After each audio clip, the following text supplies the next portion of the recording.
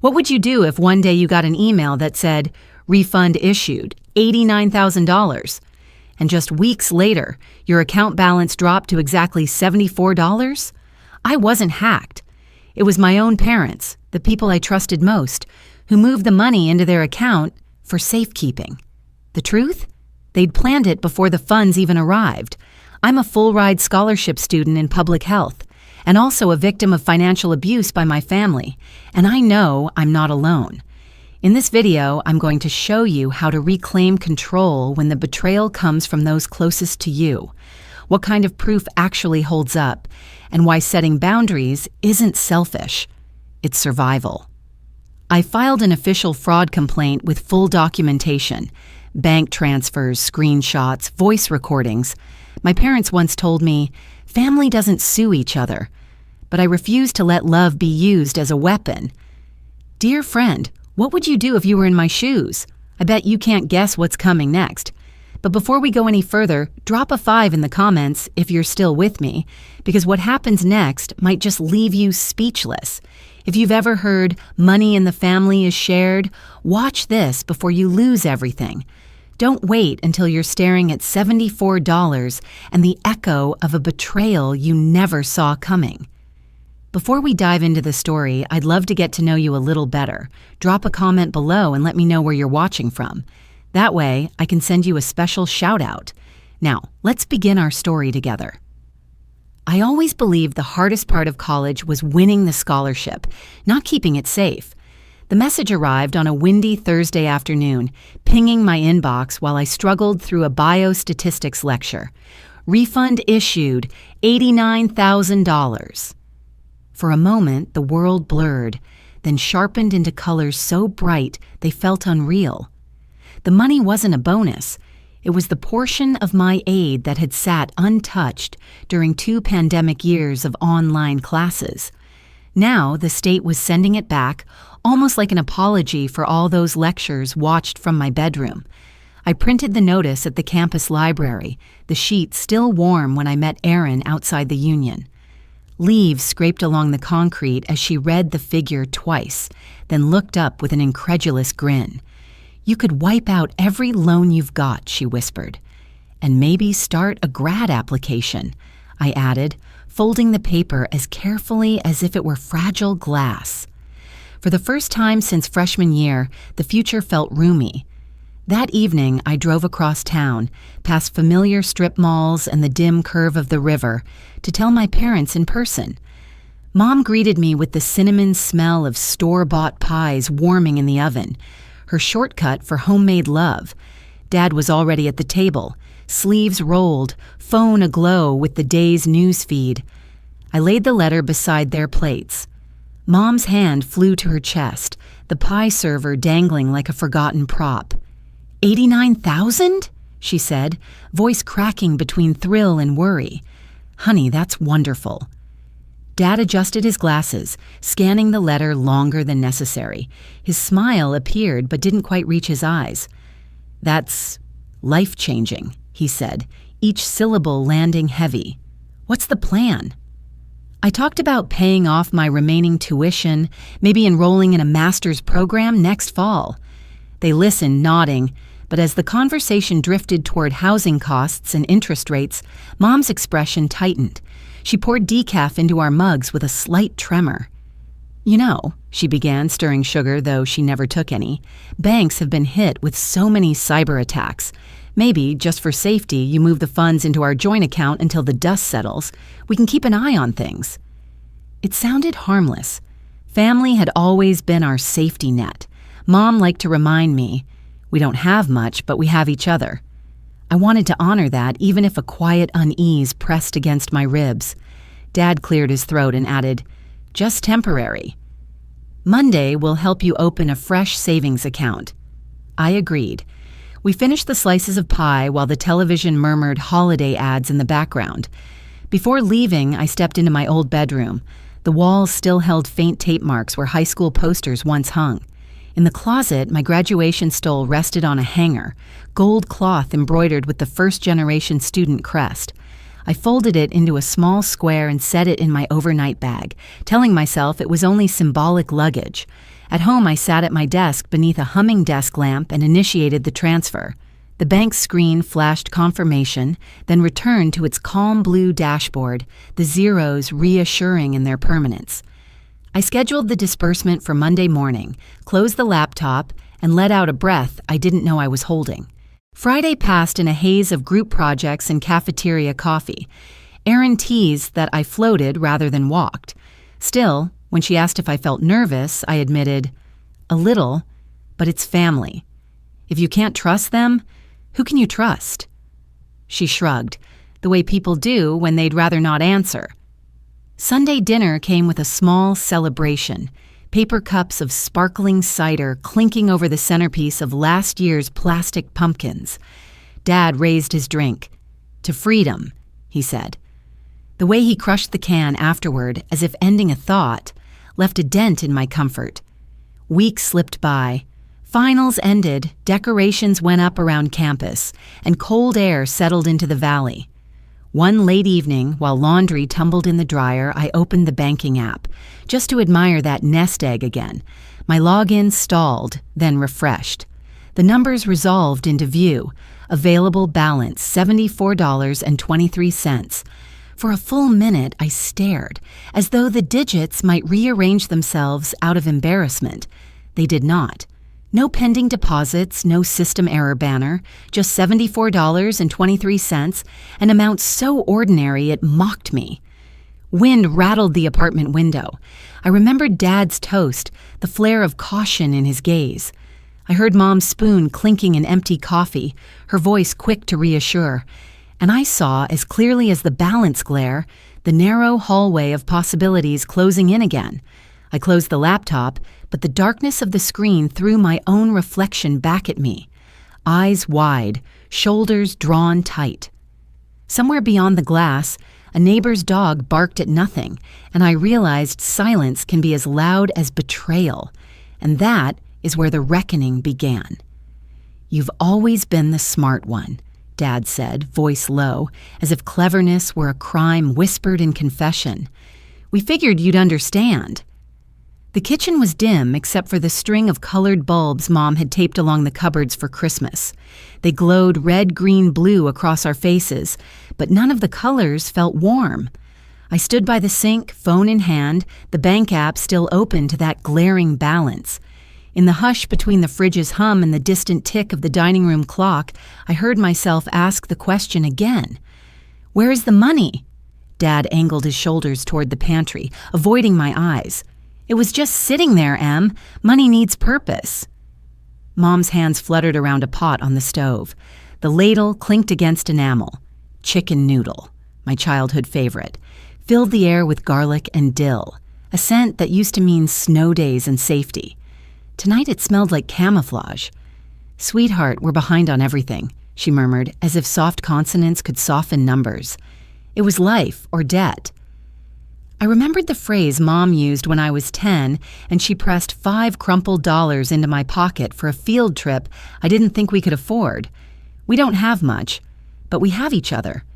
She never said the second part out loud, that sometimes each other cost more than cash.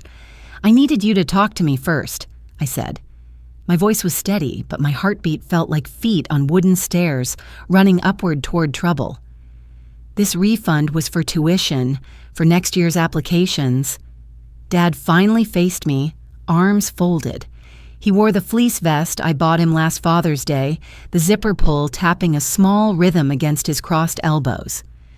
"You're the one who always lands on your feet," he said. "Your brother. He still needs help staying upright at all." The room tilted just a fraction. Danny hadn't been mentioned in weeks. He was living 2 states away, chasing another idea that bled red ink. I swallowed the burn in my throat. This isn't about Danny. Dad's exhale sounded like a door closing. It's about survival. Credit card interest was eating us alive. The mortgage was 2 months late. Would you rather the bank take the house? A flash of white near the trash can caught my eye, a folded statement poking from yesterday's mail. 4 bold digits, 65,302, loomed above the words, "Account paid in full." My stomach dropped as if the floor dipped. I nudged the paper deeper into view with my toe. Beneath, another envelope peeked out, torn hurriedly. A store brand card I didn't even know they had. I lifted the first sheet. Dad's gaze sharpened. "That's private," he warned. "Private?" I echoed. It was paid with my scholarship. Mom's ladle froze mid-air. Broth dripped back into the pot in slow golden threads. She set the utensil down, wiped her eyes with the heel of her palm, smearing mascara at the edges. "Honey, it's not forever. We'll pay it back when taxes come in or when the market rebounds. You know we always figure things out." My phone buzzed. Aaron's name flashed. "Everything okay?" I glanced at the half-typed reply I'd been drafting since parking in their driveway. My thumbs hovered, then I sent 2 words. "Not exactly." Dad cleared his throat, gentler this time. "Look, Em, money comes and goes. Family's the constant." I thought of nights sophomore year when I skipped dinner to make rent, of telling myself the hunger would teach discipline. Family, I'd believed, was the one bill that never came due. "Exactly how much is left?" I asked. Silence. Only the bulbs blinked. Red, green, blue, like slow beats of a warning light. Mom pulled a folded notebook from the counter drawer, her handwriting slanted in anxious loops. 65,000 cleared the cards, she whispered. 10 went to the mortgage. The rest? Her eyes flicked toward Dad. He rubbed the back of his neck. There were miscellaneous expenses. $14,000 of miscellaneous? My voice lifted, thin as the steam curling from the pot. Was that groceries? Gas? A spontaneous trip? "It's complicated," he said. "It's theft," I answered, quieter than I felt. My phone vibrated again. "Aaron, start documenting everything." I opened the camera, snapped a picture of the statement, another of Mom's notebook page. Dad didn't stop me. Maybe he'd already spent the energy on rationalizing instead of resisting. Mom turned back to the stove. The soup made a soft glug as she ladled it into 3 bowls. She set one at my usual spot, the chair with the wobble Dad always promised to fix, then placed a spoon beside it as tenderly as presenting an apology. "Eat while it's hot," she said. "You must be starving after the drive." I stared at the rising steam, at carrots afloat like tiny orange lifeboats. My stomach clenched so tight even the smell felt heavy. Mom's eyes shone with a hopeful sheen, the kind she once wore when waiting for my kindergarten teacher's praise.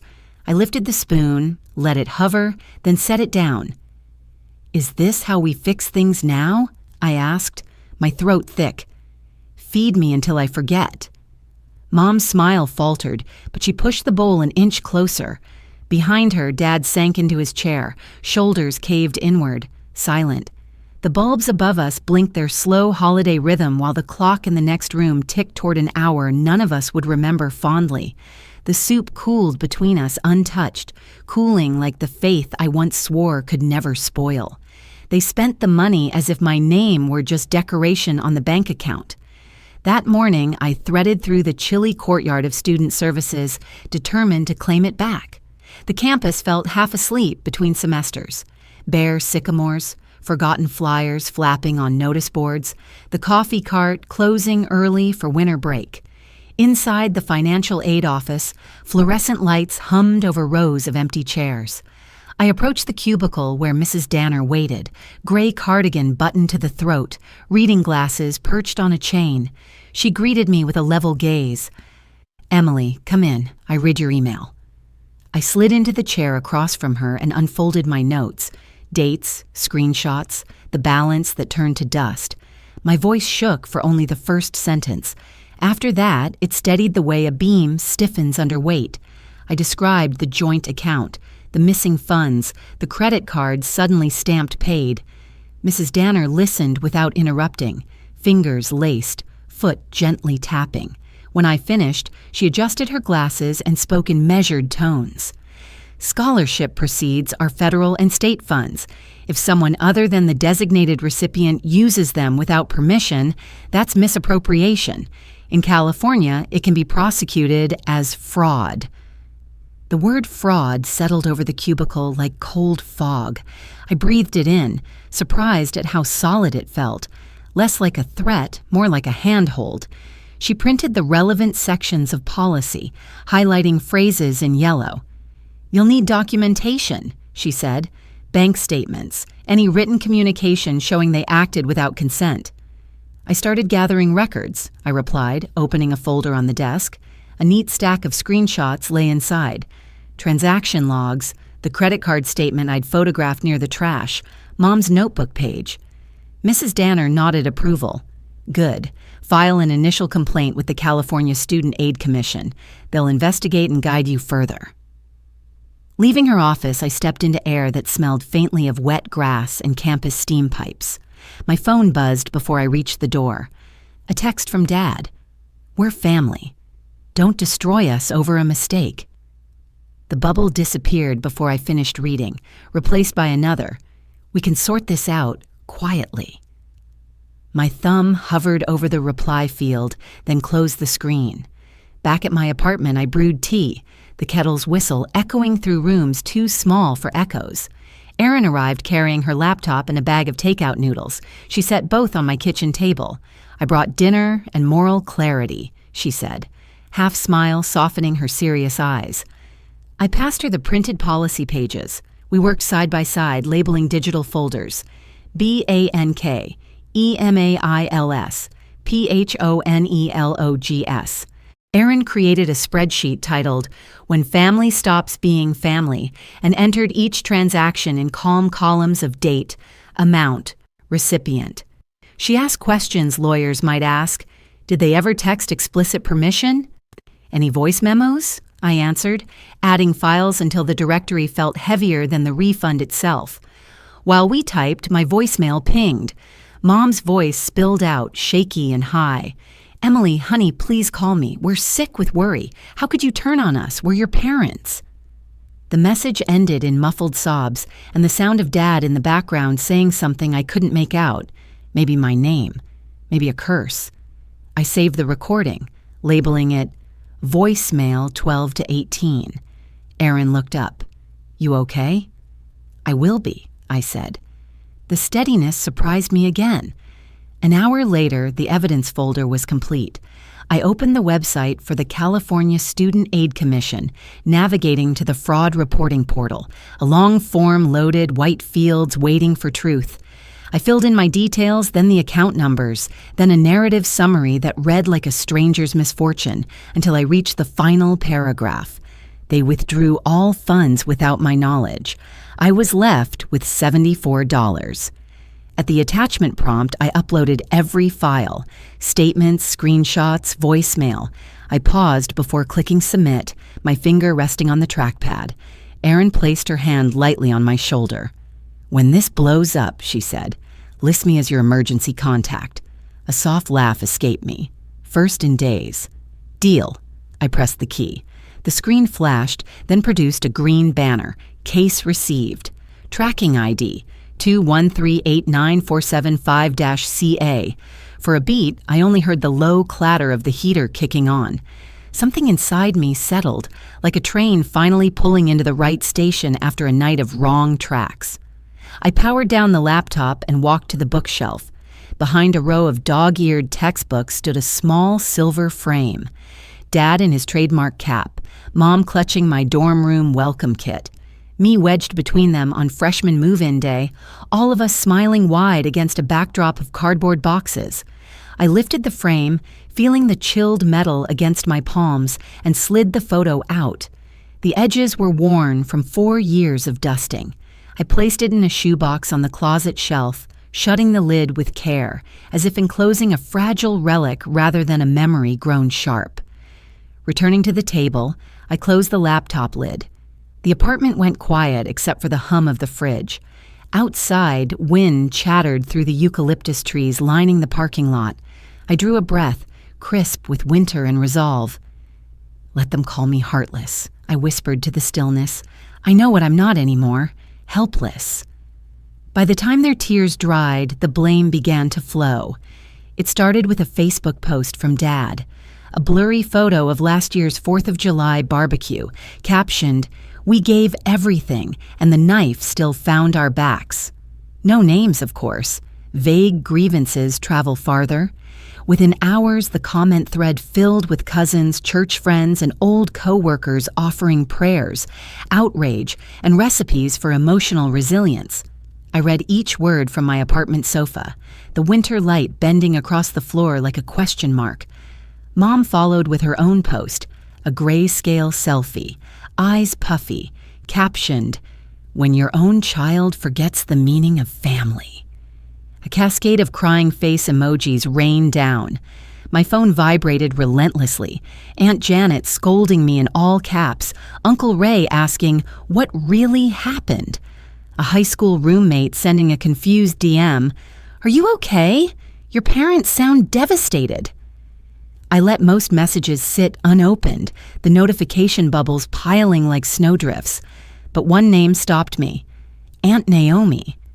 Dad's younger sister had always existed on the periphery, mild and kind, the sort of relative who mailed birthday cards with tame jokes about growing older.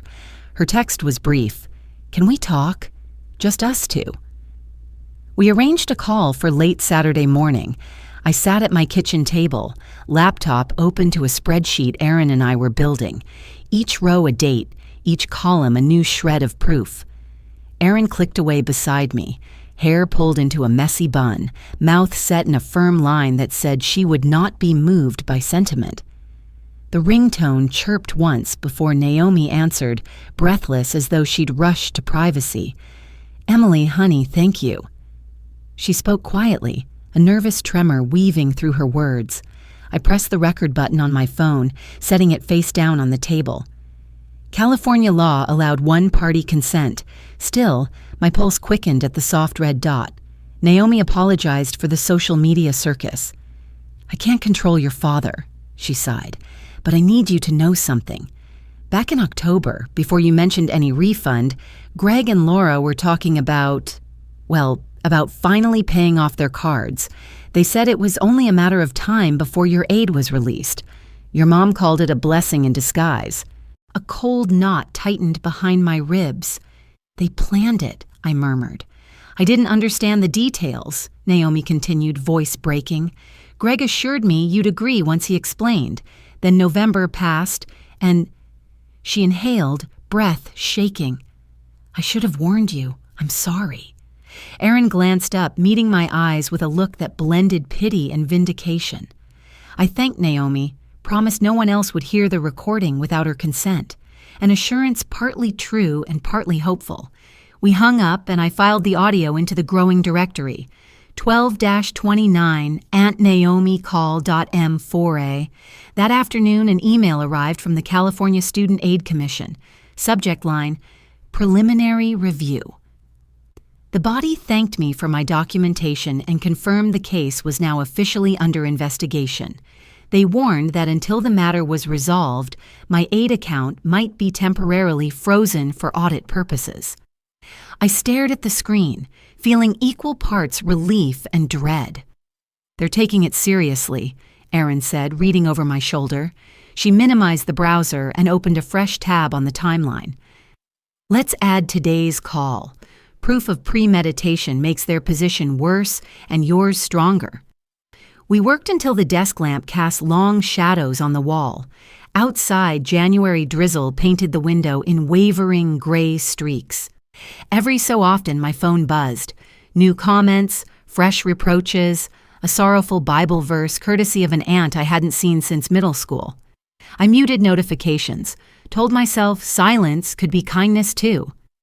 At dusk, Aaron reheated leftover noodles while I rummaged through a drawer for tape. From the back, I pulled an old Thanksgiving photo. Dad carving the turkey, Mom at his side, me holding the mashed potato bowl, Danny waving a crooked grin. At the edge of the table sat Naomi, smiling softly. I remembered that year, the laughter, the haze of gravy steam, the way Dad patted my shoulder and said, "Family doesn't sue each other." The words sounded different now, brittle like leaves crushed underfoot. I slid the photo into an envelope and sealed it, writing Naomi's address across the front. A thank you could wait, but the memory belonged with someone who hadn't weaponized it. Night settled. Erin left for her apartment, promising breakfast runs and backup phone coverage if the family PR department cranks the volume. Alone, I brewed chamomile and stood by the window, watching headlights smear across wet pavement. My laptop chimed with a new email from Financial Aid, account status update. I clicked. Due to ongoing investigation, your scholarship disbursement account has been temporarily frozen. Frozen. The word glowed on the screen, white on blue. A pause button pressed on my academic plans. The air felt thinner. I closed the laptop slowly, palms flat on its cooling surface. In the hush that followed, I heard the radiator click, the neighbor's door slam, the soft drum of my heartbeat. I'd been called ungrateful, ruthless, a stranger to my own blood, but helpless no longer fit. The file folders, the recorded call, the growing spreadsheet were evidence of a future under my control. I whispered into the quiet, let them keep crying. I'm done apologizing for their choices. My breath fogged the glass as I watched taillights disappear down the street. Somewhere beyond that darkness, my parents were rewriting history, but for the first time I understood the power of having my own pen. Behind me, the laptop rested like a closed door, yet its screen echoed a promise. Investigations conclude, pauses lift, truth crystallizes. Until then, the stillness felt less like waiting and more like claiming space. And in that space, even frozen, I felt myself begin to thaw. The conference room at the Legal Aid Society smelled faintly of copier toner and lemon floor polish. Fluorescent fixtures hummed overhead, and a clock with no second hand ticked only in my imagination. The mediator, Mr. Alvarez, sat at the head of a rectangular table, legal pad poised, eyes steady but kind. I took the chair on the left. Dad and Mom entered together but sat apart. He near the window, arms folded. She nearer the door, hands clasped around a packet of tissues, already damp at the corners. Erin waited in the lobby down the hall, a silent promise of courage if I wavered. I reminded myself why I was here. To draw a line so clear, even grief could not blur it. Still, I felt the ache of an old memory. Mom whispering on a night when I was 10 and afraid of thunder. "You're the strong one, Em. You'll carry us." Neither of us understood the weight of that prophecy. Mr. Alvarez cleared his throat. "We're here for voluntary mediation regarding alleged misuse of restricted scholarship funds. My role is neutral. Let's begin with opening statements." He gestured to me. I slid a slim folder onto the table. "My statement is evidence," I said, voice low but firm. "Bank records showing the transfer, screenshots of the empty balance, phone logs, and an audio file sent with consent from Aunt Naomi, confirming this plan was discussed before the funds arrived." Dad leaned forward, eyes sharp. "Discussed isn't the same as stolen. That money was family money." "It was federal and state aid," I replied. "Legally mine for education." Mr. Alvarez nodded. "Mr. Carson, Mrs. Carson, you'll have time to respond. But remember, misappropriation of federal funds carries penalties we can't negotiate away here. We can only facilitate an agreement." Mom dabbed her eyes, lips trembling. "We were drowning, Emily. You know the bills. We thought you'd understand and forgive." "I understand perfectly," I said, opening the folder to the page marked in blue.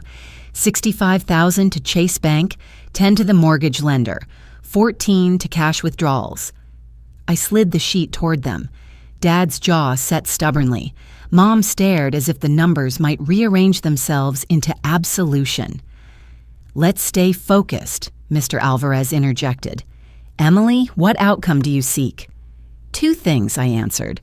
"First, I want them to stop portraying me publicly as ungrateful. Second, I want all shared legal ties terminated. No power of attorney, no shared accounts, no beneficiary status. From this moment, my finances are mine alone." Dad slapped the table, not loud enough to echo, but loud enough to jolt. "So you'd rather drag your own parents into court than let this go?" I kept my hands flat on the folder. "I'd rather not be robbed by the people who raised me." Silence pooled in the room. Even the air conditioning seemed to hush. Mr. Alvarez wrote a note, then looked at my parents. "Do you contest Emily's requested terms?" Mom opened her mouth, closed it, and turned to Dad. His shoulders rose and fell in a long breath. "We contest the villain narrative," he said quietly. "We're not criminals. We're parents who made a desperate choice." "Intent does not erase impact," Mr. Alvarez replied, "and the law doesn't weigh desperation kindly when federal funds are involved. My advice? Accept these boundaries." For a moment, none of us spoke. I studied the lines in Dad's face, deeper than I remembered, and the slump of Mom's shoulders, as if years of worry had finally announced themselves. A shard of sorrow pierced the armor I'd built, but I let it pass through me, not settle. Dad exhaled. "Fine. We'll sign whatever." His words came out flat, like a nail hammered without care. Mom whispered, "Emily, will you ever forgive us?" My voice softened but did not bend. Forgiveness is a journey. Right now I need distance to start walking it.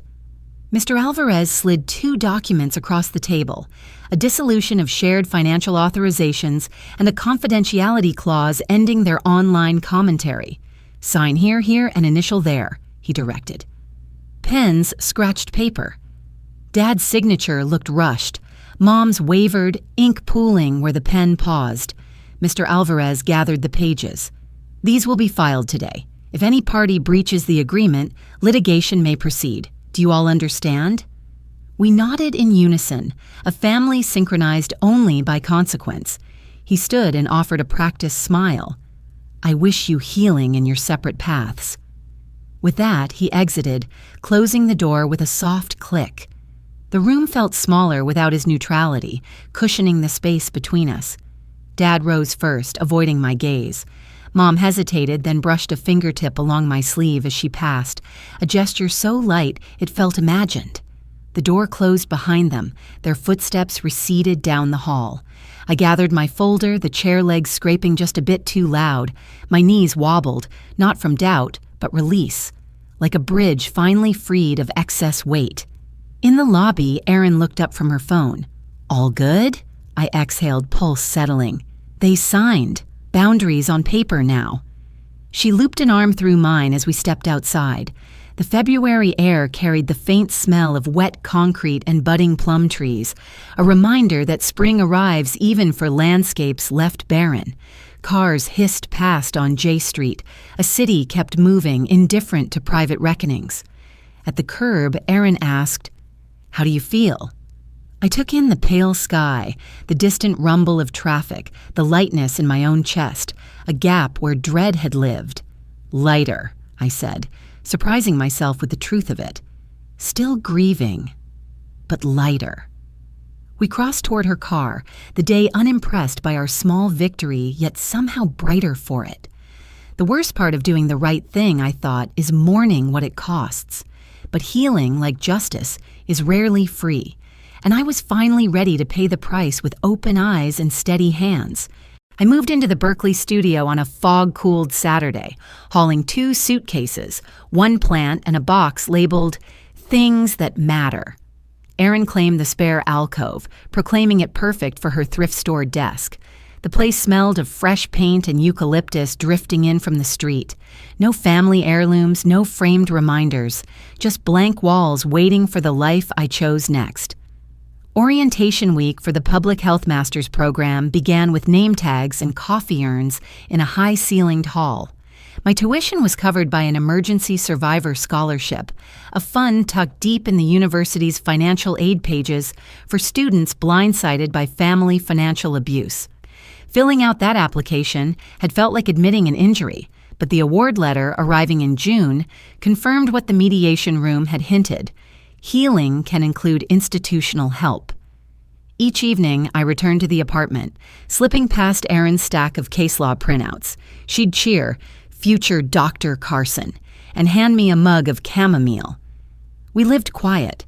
Shared groceries, library runs, walks to the farmer's market where vendors called out prices over accordion music. In the hush between lectures and late-night reading, I noticed the absence of certain noises, the shrill ping of accusatory texts, the low hum of dread. Silence, it turned out, could be spacious. Mid-August sunlight slanted across my desk as I organized syllabi. An email pinged from Aunt Naomi. The subject simply read, "Update if you want it." She wrote that Dad picked up extra shifts at the warehouse, Mom had taken seasonal work at a craft store, and neither had posted about me in months.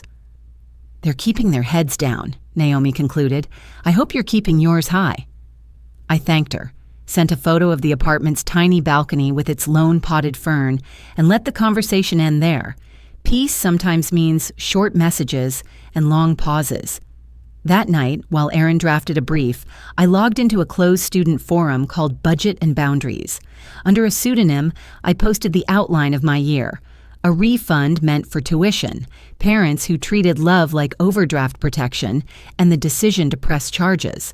I didn't name them, didn't mention the tracking number or the mediation signatures. I simply wrote, "Protecting myself felt like betrayal until I realized betrayal had already happened without my consent."